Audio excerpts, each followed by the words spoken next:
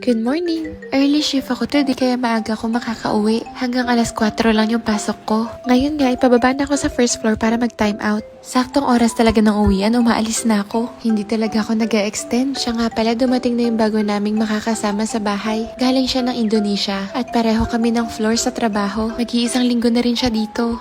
Siya si Furina, yung sinasabi ko kaninang bago naming katrabaho. Pagka-uwi ko ng bahay, nagbihis ka agad ako. Kailangan naming lumabas para bumili ng pantagdag na pagkain para sa salo-salo mamaya. Pero bago yun, nag-request siyang samahan ko siya sa mga malalapit ng park sa bahay namin. And ito nga yung pinakamalapit. Kaya lang matataas na yung mga damo, pero may mga hydrangea naman. Pinasilip ko lang sa kanya tapos umalis din kami kaagad. Sabi ko meron pa namang isang park, malapit din sa bahay. Habang papunta kami roon, nadaanan namin tong puno ng plum. Ang daming bunga. Mahal yan binibenta sa mga supermarkets eh.